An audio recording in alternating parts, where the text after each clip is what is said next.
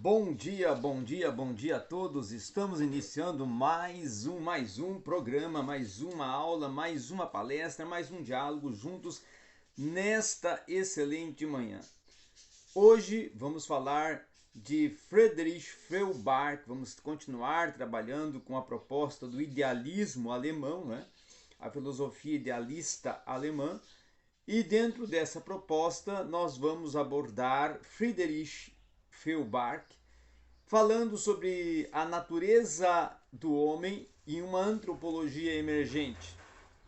Lembrando a você que não é inscrito, que se inscreva no canal, Após inscrever-se, assista aos vídeos, compartilhe para crescermos e também sempre que assistir o vídeo dê seu like para estar colaborando com o nosso desenvolvimento aqui.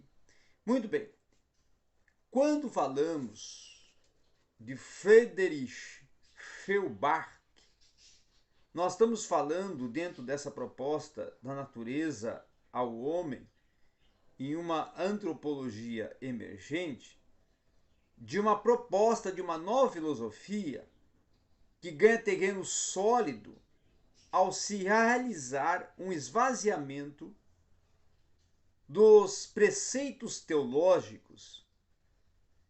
Então, a filosofia tradicional, ela tem o dever de ser transformada em antropologia. Então, essa nova filosofia não é nada mais do que a antropologia, pois ela vai partir do homem e assumir este como seu objeto de estudo. Mas esta antropologia vai afirmar a existência de uma natureza que é concebida como ser diverso e independente do homem, como um cenário no qual o indivíduo está sempre inseparavelmente inserido. Então, Feuerbach, ele elimina a concepção dualista que separa o homem em duas substâncias distintas. Mas, posteriormente, esse dualismo vai surgir então como necessário para a efetivação do seu pensamento, como a afirmação de um mundo natural. E dentro dessa proposta de uma busca de fundamentação do homem integral, o dualismo será sempre condenado pela doutrina da sensibilidade.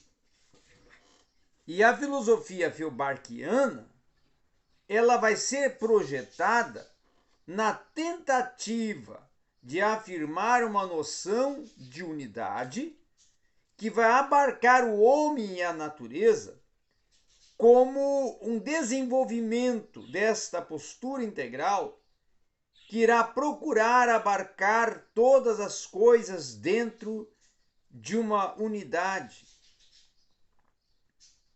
Começam a aparecer então tensões que vão resultar na reabertura da questão do dualismo.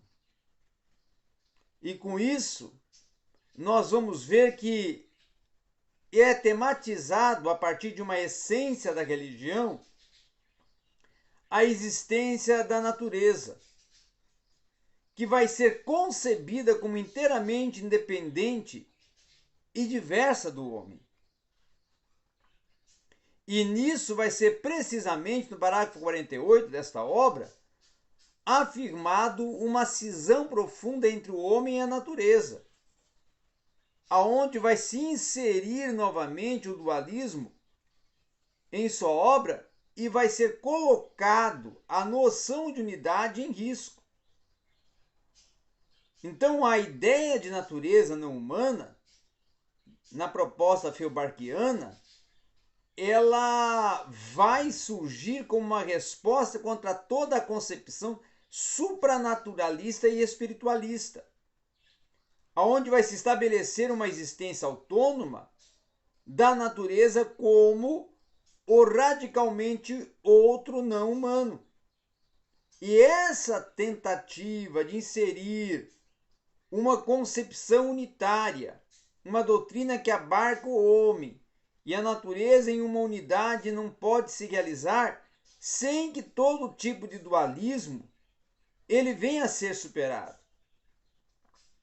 Mas Feuerbach, em contrapartida, segundo um esforço intelectual por parte até de seus intérpretes, na tentativa de manter a coerência de seu pensamento e efetivar os planos da sua proposta de ensino, ele vai reconhecer a necessidade do dualismo e de um dualismo reconstruído a partir da unidade entre o homem e a natureza. Então, esse primeiro movimento, a eliminação do dualismo tradicional, ele vai separar duas instâncias provindas de lugares que são completamente distintos e necessários para se colocar o ponto de partida de uma nova filosofia, que, a saber, é uma sensibilidade de um fundamento. E ela vai ter como fundamento a sensibilidade também. Então a noção de natureza não humana, ela vai estar sempre assentada no projeto de uma filosofia antropológica, que vai recusar ser interpretada o quê? Interpretada os traços antropomórficos, tá? Ou os traços antropocêntricos. Então essa natureza vai existir por si só, sem que nós venhamos a ver o homem e a ideia de uma força distinta,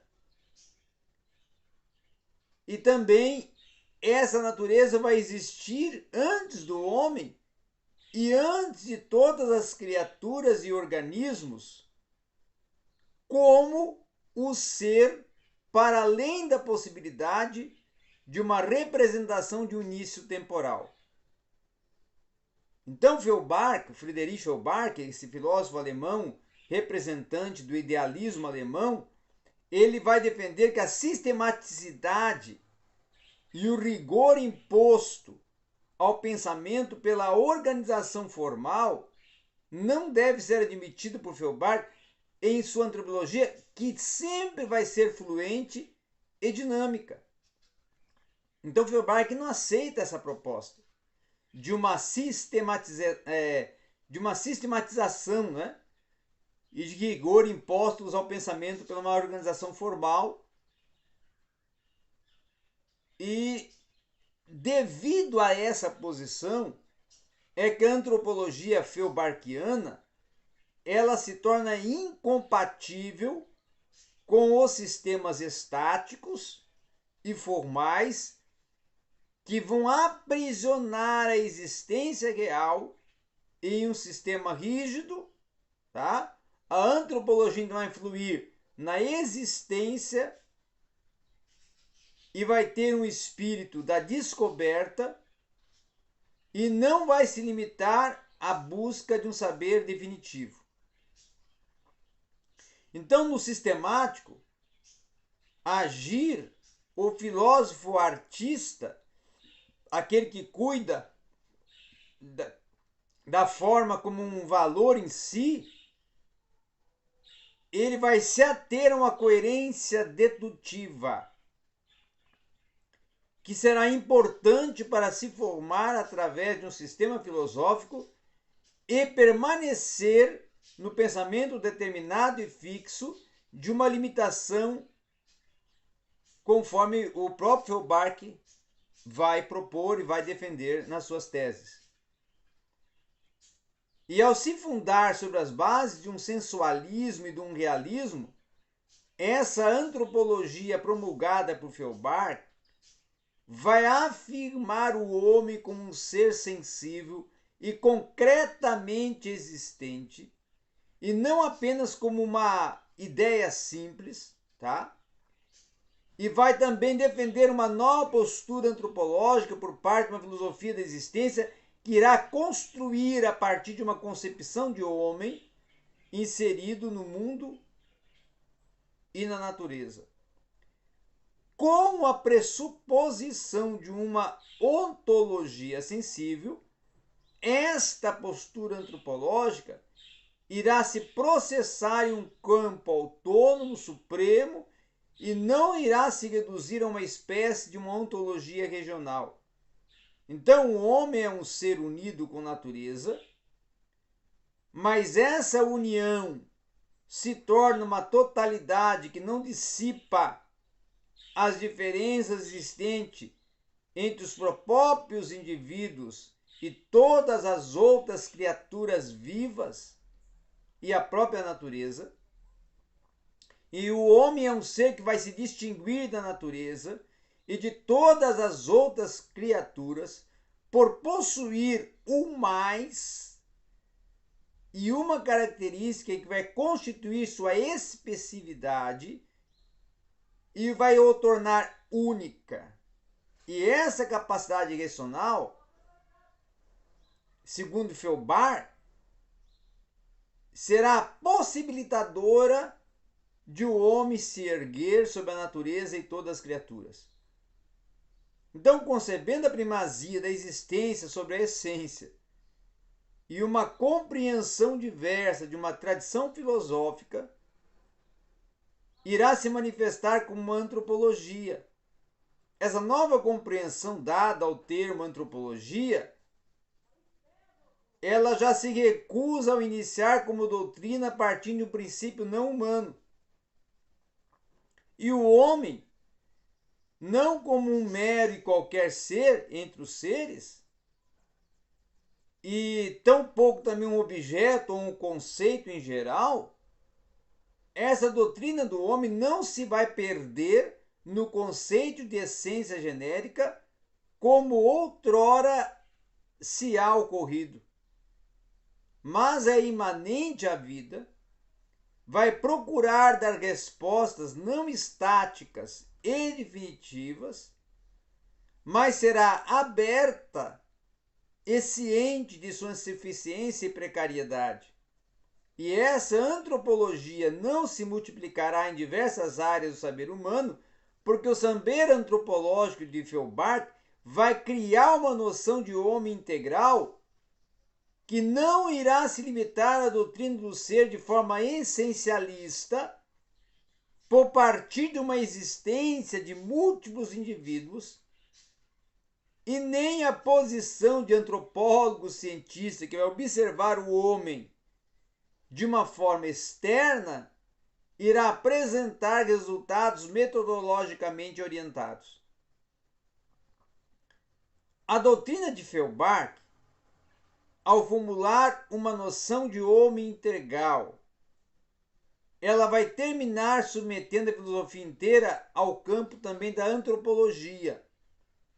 E essa nova postura, que podemos considerar até como uma antropologização da filosofia, ela vai tender a marcar um modelo de pensamento que vai partir das coisas reais do homem concreto para se chegar à essência ou até à subjetividade. E, no entanto, esse movimento pela antropologização, ele não vai se eliminar o saber filosófico, mas, pelo contrário, ele vai fazer com que a filosofia se torne assunto da humanidade. A filosofia, ela vai se tornar uma antropologia para descer do mundo inacessível das ideias para concretizar o existencial. E aí a doutrina antropológica de Feuerbach vai surgir a partir de um duplo distanciamento e uma volta ao mundo da vida. E esse duplo movimento vai consistir no distanciamento da ciência natural, matemática e da metafísica tradicional e de uma antropologia em questão que não vai se interessar pelo mundo inteligível, nem pelo mundo sensível, mas pelo mundo da experiência corrente, o mundo considerado o mundo da vida concreto e real, em que a postura irá tentar superar a subjetividade da filosofia a rigidez e também a especificidade da ciência. Então, essa autorreferencialidade e comunidade, esse projeto de uma nova filosofia, ele vai se tornar uma tentativa de superação de um caráter considerado até antitético das noções da singularidade e de uma universalidade que estarão presentes na concepção clássica. E aí Feuerbach, no que podemos chamar até de sua primeira filosofia, ele não vai conseguir encontrar uma mediação entre o indivíduo e o gênero. E aí a publicação de A Essência do Cristianismo, que é uma publicação de Feuerbach, vai ser notado nessa publicação uma apresentação e definição de um gênero ou essência do homem sem referência ao indivíduo concreto. E o indivíduo que era sacrificado em nome de uma unidade do gênero e juntamente com isso separado em duas esferas distintas, e uma individual e infinita, outra genérica e universal, tá? Essa superação dessa posição não será alcançada pela inversão dessa hierarquia, pois com a resolução de um caráter denominado até antitético, vai se obter uma nova interpretação que vai articular o individual e o universal dentro de um âmbito de uma unidade. Com isso, essa superação dessa antinomia clássica é alcançada pela união das características de individualidade e indivisibilidade e unidade na ideia da totalidade, que em alemão vai ser denominado Geisent, tá? Geisenten. Justamente Feuerbach vai procurar não cair em um individualismo exagerado e tampouco até em um universalismo vazio, mas a totalidade é alcançada por um duplo movimento. Então essa individualização do universal e essa universalização do individual, ela não vai se tratar aqui da mera redução de uma esfera a outra, mas vai se tornar um alargamento positivo que vai repensar o individual e universal no âmbito do próprio indivíduo existencial. E aí Feuerbach vai elaborar uma interpretação das ideias de individualidade e universalidade articuladas, que em primeiro momento no indivíduo, para se inserir essa articulação na relação entre o indivíduo e o gênero humano, vai se definir o homem como um ser singular universal, em que vai parecer estar de acordo com essa visão feuerbachiana, pois ao mesmo tempo em que ele vai se tornar único e insubstituível e dotado de particularidades que vão fazer ser o que é, também vai partir de um gênero em que vai chegar a uma realidade existencial e um objetivo de Feuerbach vai ser tão preciso que o indivíduo não vai se diluir no conceito de gênero,